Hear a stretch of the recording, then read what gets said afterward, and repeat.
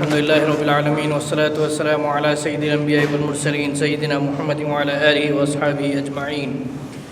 Amma ba'd, faqad qala Allah subhanahu wa ta'ala fil Qur'an al-Majid ba'da a'udhu billahi minash shaitanir rajeem. Subhanalladhi asra bi 'abdihi laylan min al-Masjid al-Haram ila al-Masjid Al-Aqsa alladhi barakna hawlahu linuriyahu min ayatina innahu huwas sami'ul basir. صدق الله العظيم وصدق رسوله النبي الكريم ونحن على ذلك لمن الشاهدين والشاكرين والحمد لله رب العالمين. Indeed, all praise belongs to Allah subhanahu wa ta'ala. I bear witness that there is no God but Allah, and Muhammad sallallahu alayhi wa sallam is his final messenger. Brothers and sisters, as we are all aware of the recent developments in the Middle East, and in particular in regards to the sacred city of Al-Quds, also known as Jerusalem, where it was unilaterally announced to be the capital of a state called Israel. This has been the hot topic for the past couple of days. And it is important for us to understand and know about it in the proper context. First of all, is this even an issue for the Muslims or not? Or is this just an Arab issue that has been going on for a while? And what does Islam have to say about this? And what is the ultimate solution for all of this? So I'd like to address these three subjects briefly today. The significance of it in Islam, the reason why we are where we are today, and what is the solution to the problem. Brothers and sisters, the issue is not an issue of Arabs. It is not a nationalistic issue. Rather, it is an issue that Islam talks to us about. And the reason I have to mention this is, unfortunately, there's a lot of conversation that is happening in regards to this. And some of the tweets and posts that I have read on social media have gone, and this is coming, unfortunately, from the Muslims themselves saying, oh, what's the big deal about it? It's just a city, or it's just another mosque, and we have so many other masajid. If they want that place, just give it to them. What's the big issue? We're peace-loving people, we love peace. If they want it, just give it to them. And these kinds of things that we hear. Or unfortunately, we also hear some of the brothers and sisters saying, oh, this issue is just like any other issue. The Arabs, they have the Palestinian issue, and the Desis, they have the Kashmir issue. And they're both the same. And unfortunately, none of this is true. So what is the significance of Masjid Al-Aqsa and Al-Quds in Islam? As we all know, one of the miracles that the Prophet ﷺ had experienced was the journey of Isra and Mi'raj. And Allah subhanahu wa ta'ala tells us about that in the Quran, in the verse that I have recited here. سبحان الذي أسرى بعبده ليلا من المسجد الحرام إلى المسجد الأقصى الذي باركنا حوله لنريه من آياتنا إنه هو السميع البصير. Allah subhanahu wa ta'ala says, glorified He be the one who took His slave, who took His servant, meaning Muhammad sallallahu alayhi wa sallam, from Masjid al-Haram to Masjid Al-Aqsa on that night, when he went up on that journey from Masjid Al-Aqsa all the way up into the heavens and came back. So the fact that Allah subhanahu wa ta'ala mentions Masjid Al-Aqsa itself in Quran makes it sacred. Tells you the importance of it. Even historically, many messengers and prophets have this connection with that place. And we as Muslims, it is part of our fundamental belief that Muhammad sallallahu alaihi wasallam did not come with a new message. Rather, he came with the same message that all of the other prophets and messengers came with. So this connection is not new, did not start with the Prophet ﷺ, has been there for many generations. So Allah subhanahu wa ta'ala tells us the importance of Masjid Al-Aqsa by telling us how the Prophet ﷺ went on this journey from Masjid Al-Haram to Masjid Al-Aqsa, and Masjid Al-Aqsa all the way up into the heavens. And the fact that Masjid Al-Aqsa is the only masjid, the second masjid of the two that is mentioned in the entire Quran. The one being Masjid Al-Haram and the second one being Masjid Al-Aqsa. Masjid Al-Nabawi is not in there. We also know that Masjid Al-Aqsa also was the second masjid that was built.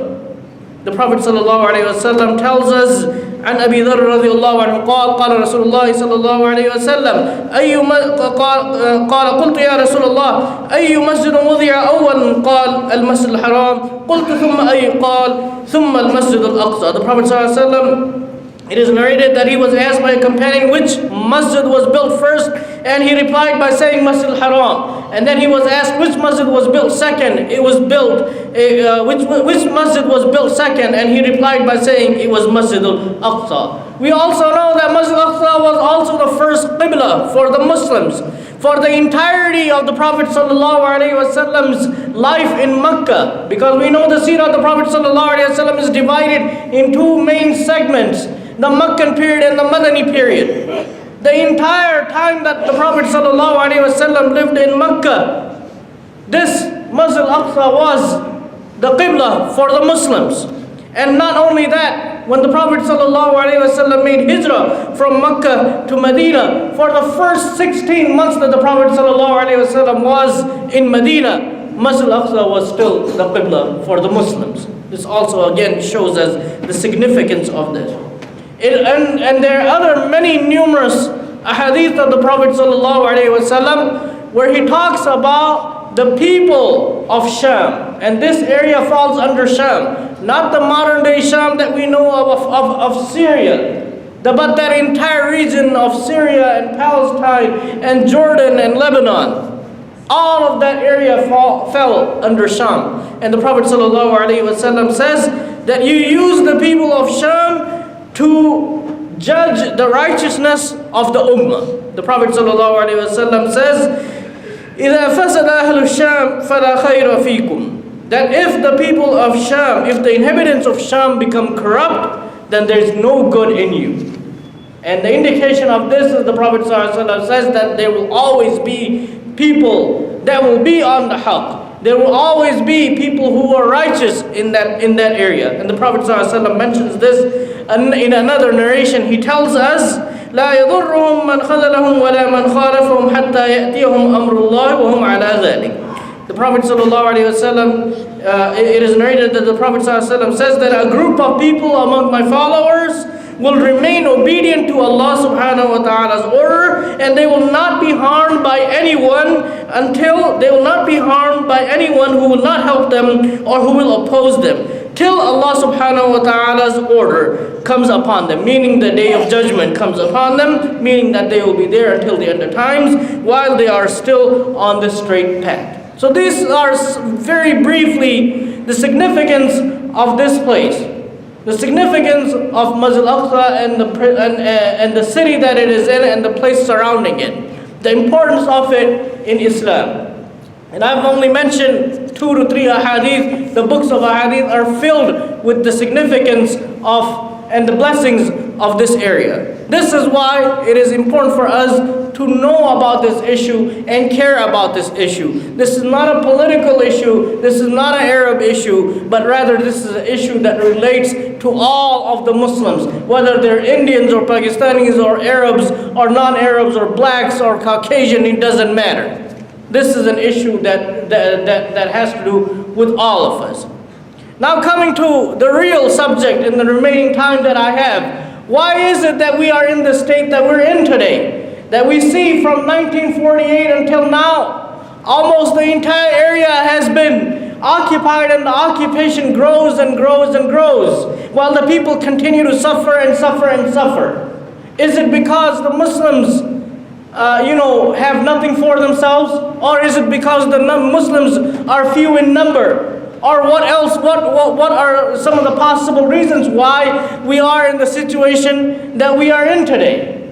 And for that, I refer to a hadith of the Prophet ﷺ where he tells us, and this really summarizes the situation of the Muslim Ummah today in its entirety, both on a global scale as well as on a local scale. The Prophet ﷺ tells us, يُشِكُ أَن تَدَعَ عَلَيْكُمُ الْأُمَمْ مِنْ كُلِّ أُفُقٍ كَمَا تَدَعَ الْأَكَلَةُ عَلَى قَصْعَتِهَا قَالَ قُلْنَا يَا رَسُولَ اللَّهِ أَمِنْ قِلَّةٍ بِنَا يَوْمَئِذٍ قَالَ أَنْتُمْ يَوْمَئِذٍ كَثِيرٌ وَلَكِنْ تَكُونُونَ غُثَاءً كَغُثَاءِ السَّيْلِ يَنْتَزِعُ الْمَهَابَةَ مِنْ قُلُوبِ عَدُوِّكُمْ وَيَجْعَلُ فِي قُلُوبِكُمُ الْوَهْنَ قَالَ قُلْنَا وَمَا الْوَهْنُ يَا رَسُولَ اللَّهِ قَالَ حُبُّ الدُّنْيَا وَكَرَاهِيَةُ الْمَوْتِ. The Prophet ﷺ says that a time will come when people will summon one another to attack you from every place, in the same way that a pack of animals calls around its prey. That they will gather around this delicious dish and they will invite everyone to come and take a piece of this, and you come and take this piece, and you come and you take this piece. No, take it from here. This is better for you. And when the companions asked this, the Prophet when the Prophet ﷺ mentioned this, the companions asked the Prophet ﷺ, will it be that because we will be few in numbers at that time? Will we be in this situation because we will be few in numbers at that time? The Prophet ﷺ replied by saying that no, you will not be few in numbers, rather you will be plenty in numbers. Today we see that the Muslim Ummah approximates about 1.7 billion Muslims across the world today. Some of the most, richest nations, which has the most valuable resources, natural resources, happen to be in the Muslim world. And when you look at the number of Muslims itself, it's not few in numbers, it's in the billions. But the Prophet ﷺ says that you will not be few in numbers, but it will be as if you were the fraud or the scum that is found on top of the water, of the ocean. Anyone who ever had an opportunity to visit the ocean, if you visit the ocean, if you visit the beach, sometimes you will see the foam that is formed on top of it. And it looks really nice and great that it's sitting right on the top. But it has no weight to it, and it has no ability to do anything to it. It will go wherever the wave takes it. Wherever the wave takes it, it will go. It has the ability. It doesn't have any ability to do anything on its own. It does wherever the wave takes it. That's where it will go. So the Prophet ﷺ compares the Ummah of Muhammad ﷺ to this, and it will say, and the Prophet ﷺ continues on and he says, and Allah subhanahu wa ta'ala will take the fear of you from the breasts, or meaning from the hearts of the ones who oppose you and cast al-wahan into your hearts. Meaning people will no longer respect the Muslims. People will no longer have any respect for you. And when we look at at the Muslim Ummah today, unfortunately, a lot of times we see, sometimes brothers and sisters, because of the situation that we're living in, because of the climate of Islamophobia that we're living in, sometimes people, feel ashamed to be Muslims, or they don't want to be identified as Muslims. The Prophet ﷺ is addressing all of this, and he says that he will cast al-wahan into the hearts of the Muslims. The companions asked the Prophet ﷺ, "What is al-wahan, ya Rasulullah?" The Prophet ﷺ replied and said, "Hubbud dunya wa karahiyatul maut," that it is the love of this world and the hatred of the death that will make you in the situation that you are in today. Brothers and sisters, we see the Muslims today on a global scale competing against each other in materialistic goals. Who's going to have the tallest building? Who's going to have the richest, the biggest mall, or the biggest, so-and-so, and so on and so forth, while the Muslim Ummah is suffering. Brothers and sisters, if one thing that has made it more clear than ever in the past couple of days is that no one has the interest of the Muslims except the Muslims. This is the way it has always been, and this is how it is going to be. This is how it has always been, and this is how it will continue to be. Until and unless the Muslims wake up as a ummah from the coma that they are in and realize their potential that they have. Realize that they are the ummah of Muhammad sallallahu alayhi wasallam. Realize that the Prophet sallallahu alayhi wasallam left behind two things. And he said that as long as you hold on firmly to those two things, you will not go astray. And that is the Quran and the Sunnah of Muhammad sallallahu alayhi wasallam. Today we see so many divisions amongst the ummah itself. Even we don't have to go that far on a global scale, even on a local scale. With this month being the month of Rabiul Awwal, we see many disagreements amongst our community. Should we celebrate the birthday of the Prophet ﷺ or should we not? And if you find someone who is opposing our view, we go as far as saying that this guy is a kafir or he's and so on and so forth. This is the situation that we're in today. So how do we expect this global issue to be resolved when we ourselves do not unite upon the Quran and the Sunnah of Muhammad sallallahu alayhi wasallam? And then, brothers and sisters, on a global scale, what we see, what has been exposed in the past, it has been like this for the past, several years, but even more so in the past 2 days now, is the people who represent the Ummah of Muhammad sallallahu alayhi wasallam, who claim to be the leaders of the Muslims today, do not have the interest of the Muslims in them. Not at all. And I'm not talking about here on a local level, but I'm talking about on a global scale. When someone says someone has occupied the land of the Muslims, someone has, removed families after families, generations after generations, uprooted their families, uprooted their homes, and now they're living in your house, and now he's declaring that this house is theirs, and he tells you that you must accept it, and we love peace, and we are honest peace brokers, and we're still for the peace process, but meanwhile I'm going to give this house to the people who are occupying it, but you should not say anything, you should remain silent, and if you say anything, we are going to say that you are extremists, and you are terrorists. And this is the situation that we're in today. How do we resolve this? How do we resolve this? And is there any hope for the Muslims? I just read an article just yesterday on Al Jazeera. And the headline of the article is, when Muslims heard about this announcement, they felt hopeless and despair. They felt hopeless and despair. And these two things are something that a Muslim should never ever feel. Should never feel. Yes, things are bad. Things are not good.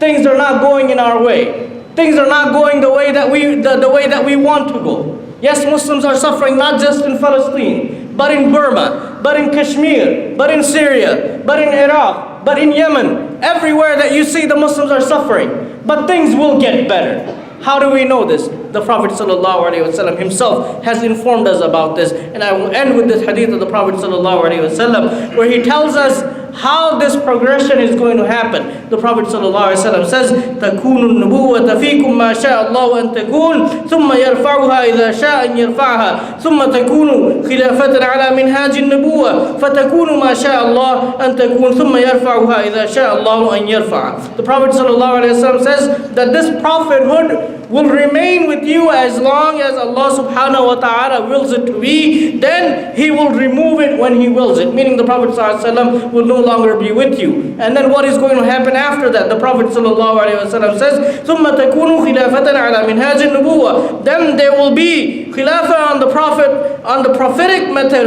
and it will be for as long as Allah subhanahu wa ta'ala chooses to be, and then it will be taken away from it. And the muhaddithin are of the opinion that this was the time period of Abu Bakr, Umar, Uthman, and Ali radiallahu ta'ala anhum jami'an. And what comes after that, the Prophet sallallahu alayhi wa sallam says, ثُمَّ تَكُونُ مُلْكًا عَاضًا فَيَكُونُ مَا شَاءَ اللَّهُ أَن يَكُونَ ثُمَّ يَرْفَعُهَا. The Prophet sallallahu alayhi wa sallam says that there will be biting kingships that will be in the ummah of Muhammad sallallahu alayhi wa sallam. And this is referring to the various dynasties that exist, the Abbasids and the Abbasids and the Umayyads and so on and so forth, the various dynasties that were there before. The Prophet ﷺ says that these will stay with the Muslim Ummah as long as Allah subhanahu wa ta'ala wills, and then it will be taken away from them. Then the Prophet ﷺ says, ثُمَّ تَكُونُ مُلْكًا جَبْرِيَّةً فَتَكُونُ مَا شَاءَ اللَّهُ أَن تَكُونَ ثُمَّ يَرْفَعُهَا إِذَا شَاءَ. The Prophet ﷺ says, then there will be oppressive kingships for as long as Allah subhanahu wa ta'ala wills. And the muhaddithin are of a unanimous opinion that this time frame that the Muslim Ummah is going through is this period where the Muslims who claim to represent the interests of Muslims do not represent the interests of the Muslims. Rather, they only represent themselves, and they do nothing but oppress the Muslims that they rule over. The Prophet ﷺ says, this is the good news, that the Prophet ﷺ says that this will also come to an end. This will also come to an end. This is not going to be here permanent. The Prophet ﷺ says, ثُمَّ يَرْفَعُهَا إِذَا شَاءَ أَن يَرْفَعَهَا ثُمَّ تَكُونُ خِلَافَةً عَلَى مِنْهَاجِ النُّبُوَّةِ ثُمَّ سَكَتَ رَسُولُ اللَّهِ صَلَّى اللَّهُ عَلَيْهِ وسلم. The Prophet ﷺ says, then there will come a time when the Muslims will go back to the way that it was during the time of the Prophet sallallahu alaihi wasallam. They will come back to the Quran and the Sunnah Muhammad sallallahu alaihi wasallam just as it was during the time of the Prophet sallallahu alaihi wasallam. There will be peace and there will be justice, not just for the Muslims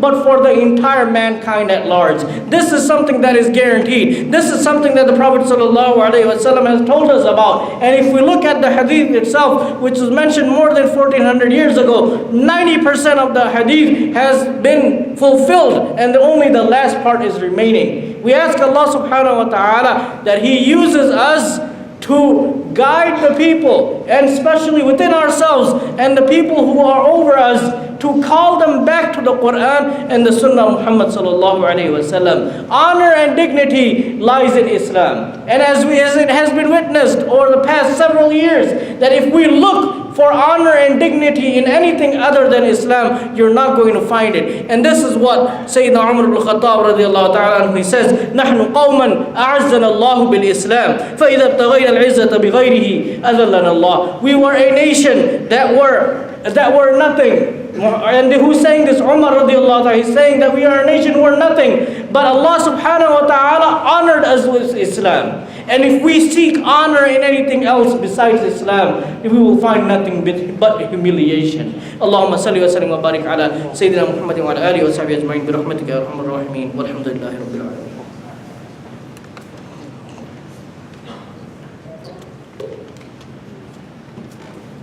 Alhamdulillah, alhamdulillah, hamdan kathiran kama amara, ashhadu an la ilaha illallah wahdahu la sharika lahu wa ashhadu anna sayyidina wa nabiyyana Muhammadan abduhu wa rasuluhu sallallahu alayhi wa sallam. Amma ba'd, qala Allah subhanahu wa ta'ala fil Qur'an al-Majid ba'da a'udhu billahi minash shaitanir rajim. Inna Allaha wa malaikatahu yusalluna 'ala an-nabi ya ayyuhalladhina amanu sallu 'alayhi wa sallimu taslima. Allahumma salli wa sallim wa barik ala sayyidina Muhammadin wa ala alihi wa sahbihi ajma'in.